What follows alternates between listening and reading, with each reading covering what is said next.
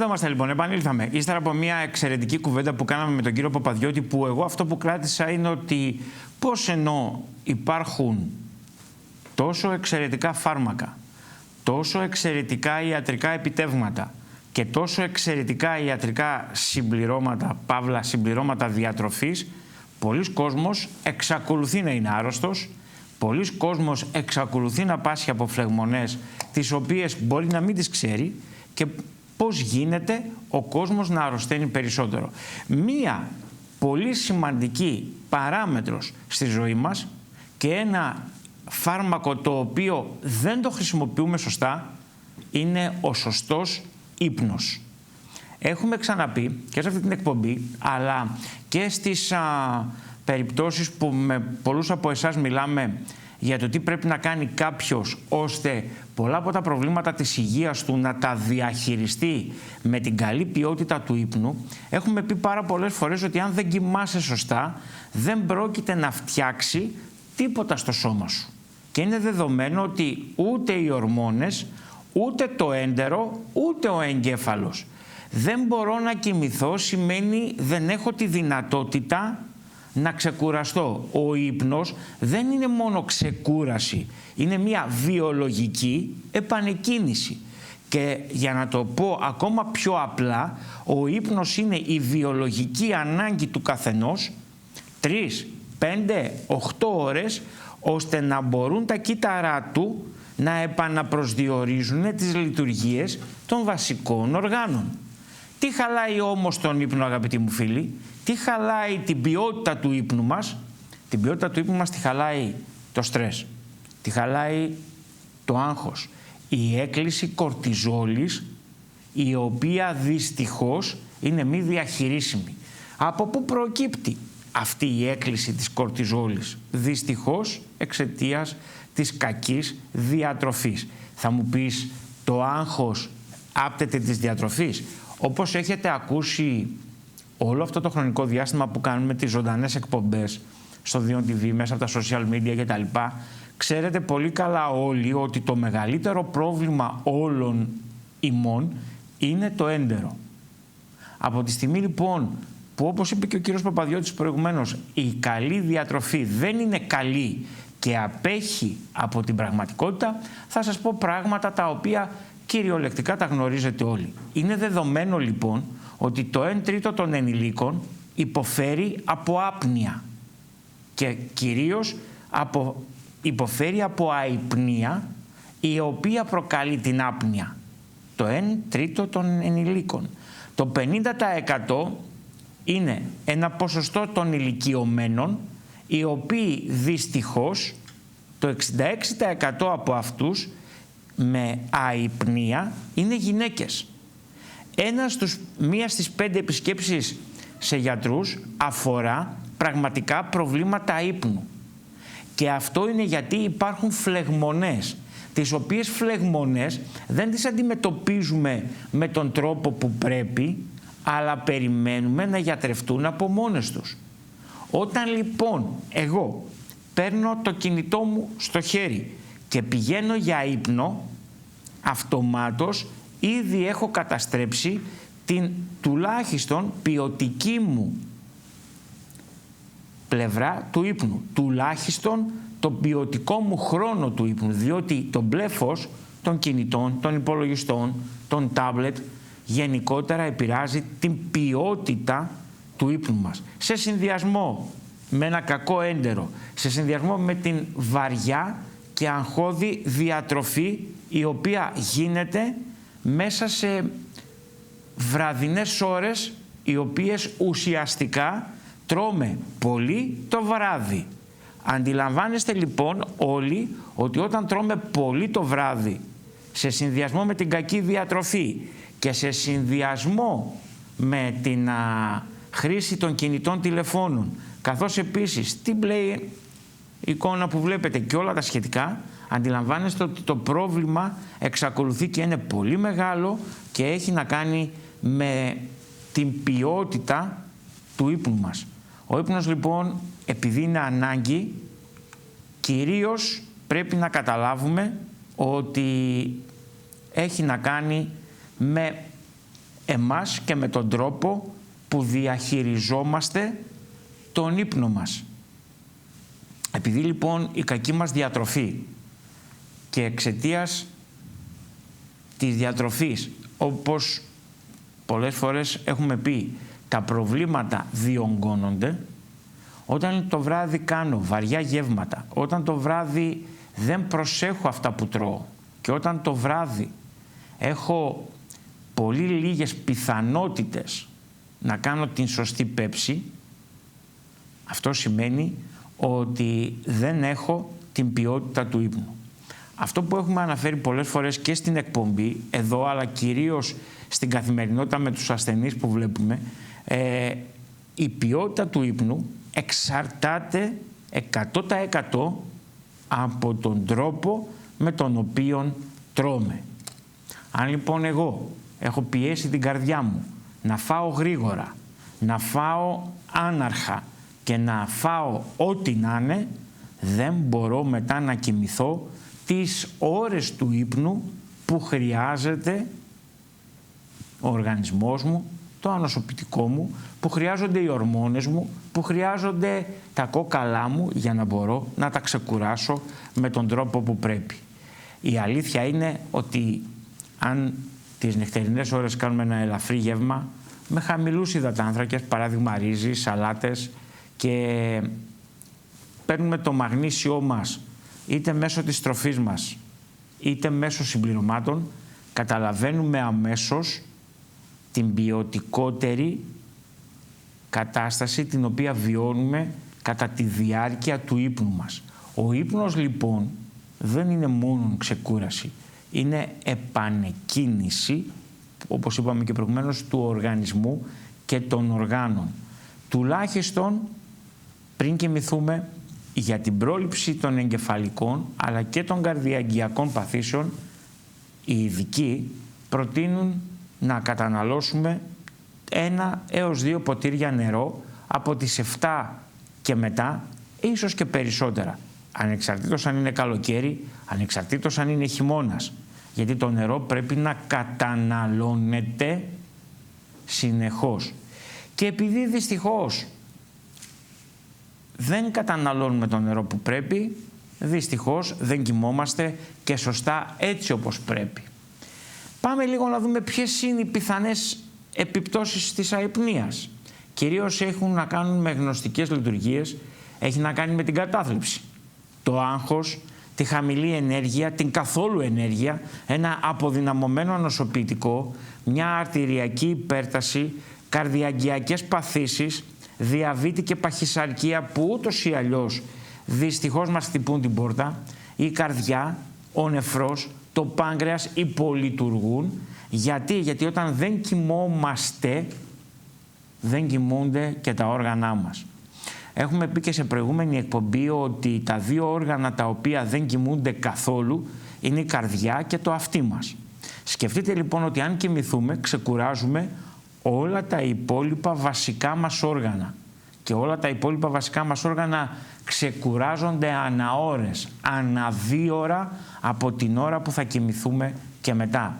Τι σημαίνει αυτό? Σημαίνει ότι 12 με 2 ξεκουράζεται το σηκώτη, 2 με 4 ξεκουράζεται ο νεφρός, 4 με 6 ξεκουράζεται το έντερο και γενικότερα αυτός ο κύκλος, ο λεγόμενος κυρκάρδιος ρυθμός, είναι αυτός ο οποίος δίνει και την καλύτερη ποιότητα του ύπνου μας.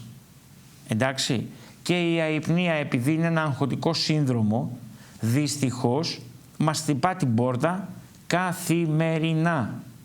Και αυτό είναι γιατί δεν έχουμε βάλει στη ζωή μας το μαγνήσιο, δεν έχουμε βάλει τη βιταμίνη 6, η οποία δημιουργεί τους νευροδιαβιβαστές, δίνει τη δυνατότητα ώστε να κοιμόμαστε καλύτερα, τα ω3 τα οποία ρυθμίζουν τον κυρκάρδιο ρυθμό, δεν έχουμε χρησιμοποιήσει καθόλου, δεν έχουμε πάρει καθόλου μελατονίνη, την οποία μπορούμε να τη βρούμε μέσα από φυσικά ένζημα όπως είναι στα στραγάλια, όπως είναι στο κρεμμύδι, στο σκόρδο κτλ.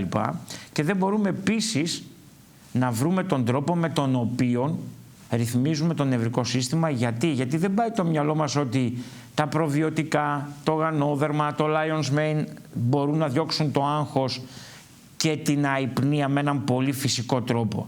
Δεν πάει το μυαλό μας ότι μπορούμε να ρυθμίσουμε λειτουργίες του άγχους μας όταν μπορούμε να παράξουμε μελατονίνη μέσα στην καθημερινότητά μας για να έχουμε την ποιότητα την οποία χρειαζόμαστε. Γι' αυτό πολλές φορές, όπως είπε και ο κύριος Παπαδιώτης, ενώ υπάρχουν εξαιρετικά σκευάσματα, δεν παίρνουμε συμπληρώματα ή σκευάσματα ή φάρμακα για να κοιμηθούμε. Γιατί αφενός ο κάθε οργανισμός είναι διαφορετικός, αφετέρου, και το τονίζω αυτό πάρα πολύ σοβαρό και πρέπει όλοι να το προσέξουμε, δεν παίρνουμε τυχαία ό,τι να είναι. Εντάξει, επειδή η αϊπνία είναι ένας εχθρός της υγείας μας, δεν χρειάζεται να παίρνουμε ό,τι να είναι, είτε από συμπληρώματα είτε από φάρμακα για να κοιμηθούμε. Πρέπει πρώτα να δημιουργήσουμε την καλή μελατονίνη στον οργανισμό μας, στον εγκεφαλό μας και ταυτόχρονα να δώσουμε τη δυνατότητα στο κεντρικό νευρικό σύστημα να χαμηλώσει τους ρυθμούς, να μπορέσουμε να κάνουμε τα σωστά βήματα τα οποία βλέπετε στην οθόνη σας. Άρα λοιπόν χρειάζεται να έχουμε ένα σταθερό πρόγραμμα για να νικήσουμε την αϊπνία. Χρειάζεται να έχουμε ένα σταθερό πρόγραμμα. Χρειάζεται να χαλαρώνουμε πίνοντας είτε κάποιο χαμομήλι, είτε βαλεριάνα, είτε γανόδερμα, ή το ρέισι το γνωστό, είτε ακόμα και τον κουρκουμά που μπορούμε να πιούμε. Όχι οθόνες, βασικό και κυρίως πάρα πολύ σοβαρό. Δεν χρησιμοποιούμε οθόνες. Εντάξει, γιατί αυτό καταστρέφει και τα μάτια μας και την καρδιά μας και κυρίως δεν επιτρέπει το σωστό ύπνο. Κάνουμε ελαφρύ γεύματα τα οποία ειδικά το βράδυ θα πρέπει να αποτελούνται από κάποια σαλάτα, από κάποια σούπα και όχι περισσότερα και άσχημα τοξικά φαγητά όπως ανέφερε και ο καλεσμένος μας προηγουμένως. Καταναλώνουμε τουλάχιστον 2 με 3 ποτήρια νερό. Κάνουμε τεχνικές αναπνοών όπου αυτές οι τεχνικές των αναπνοών μπορεί να βοηθήσουν στην ηρεμία και στη χαλάρωση του κεντρικού νευρικού συστήματος. Και τέλος, δημιουργούμε ένα ιδανικό περιβάλλον στο οποίο μπορούμε να κοιμηθούμε ήρεμα. Ναι, υπάρχει ένα πολύ μεγάλο ποσοστό ανθρώπων το οποίο δεν κοιμάται σε ένα σωστό περιβάλλον. Ναι, υπάρχει ένα πολύ μεγάλο ποσοστό ανθρώπων που δεν κοιμάται σωστά. Και ο λόγος δεν είναι γιατί είναι μόνοι τους μόνο. Αυτό είναι ένα ψυχοσυναισθηματικό πρόβλημα. Το πρόβλημά τους είναι ο χώρος στον οποίο κοιμούνται. Είτε γιατί τον έχουν βαρεθεί και θέλουν να τον αλλάξουν για να κοιμηθούν αλλιώς. Γι' αυτόν ακριβώς τον λόγο και επειδή είναι και θέμα καθαριότητας, αλλάζουμε πολλές φορές τα κλινοσκεπάσματα, αλλά κυρίως ο κόσμος αυτό το οποίο θέλει για να μπορέσει να κοιμηθεί άνετα είναι ένα περιβάλλον το οποίο δεν θα έχει τοξίνες, δεν θα έχει ακάρεα, δεν θα έχει μικρόβια, δεν θα έχει την καθημερινή βρωμιά την οποία φέρνουμε από την ατμόσφαιρα στο σπίτι μας. Έτσι λοιπόν είναι δεδομένο ότι μπορούμε να μοιραστούμε παρέα και να εφαρμόσετε από σήμερα μερικές συμβουλές για έναν καλό ύπνο. Εντάξει, αυτό το οποίο είδατε προηγουμένως. Αν λοιπόν αποφασίσουμε να φτιάξουμε και ένα δροσερό περιβάλλον σε συνδυασμό με την αποφυγή του αλκοόλ, με ένα ντους για κάποιους αν θέλετε χαλαρό, ειδικά τώρα που ο καιρός ανοίγει, με ένα σωστό μαξιλάρι, παύλα με ένα σωστό στρώμα, θα μιλήσουμε μέσα στην εβδομάδα και για αυτά τα στρώματα τα οποία μπορεί κάποιος να χρησιμοποιήσει στο κρεβάτι του και να οπωσδήποτε να βοηθήσει κατ' ουσίαν κάποιους από εμάς μέσα από τα θερμοστρώματα, μέσα από την υπέροχη λογική της υγιεινής του ύπνου μας, να δείτε πόσο διαφορετικά και πόσο ποιοτικότερα θα κοιμόμαστε. Επίσης να πω ότι είναι πολύ ωραίο να καταναλώνει κάποιος κατά τη διάρκεια της βραδινής του ρουτίνας, να καταναλώνει όσο το δυνατόν λιγότερα τρόφιμα έχουν ζάχαρη και αλάτι. Γιατί πάρα πολύ απλά αυξάνεται η κορτιζόλη και δεν έχουμε τη δυνατότητα να κοιμηθούμε με τον τρόπο που πρέπει. Αν λοιπόν δεν κοιμάσαι σωστά, ο πρώτος και βασικός παράγοντας δεν είναι να πας στα χάπια ή να πας στα ψυχοκατασταλτικά ή να πας σε ακραίες λύσεις, να κουράζεσαι δηλαδή για να κοιμάσαι, αλλά μπορείς να τα ρυθμίσεις όλα αυτά με πολύ απλούς τρόπους που είπαμε παραπάνω. Επίσης, επειδή ο ύπνος είναι η βάση της υγείας, σε συνδυασμό με τη διατροφή, την άσκηση και την ψυχολογία, να σας πω ότι αν κάποιος έχει χρόνια αϊπνία ή ξυπνήματα ή κόπωση ή χρειάζεται γενικότερα να το δει συνολικά, υπάρχουν λύσεις μέσα από τα συμπληρώματα τα οποία έχουν τη δυνατότητα να δημιουργήσουν μελατονίνη και να προσφέρουν στον κάθε έναν από εμάς μια καλύτερη ποιότητα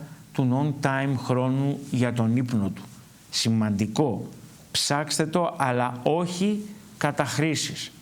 Ο οργανισμός μαθαίνει να κοιμάται ποιοτικότερα, καλύτερα και ταυτόχρονα μαθαίνει να κοιμάται πιο απλά.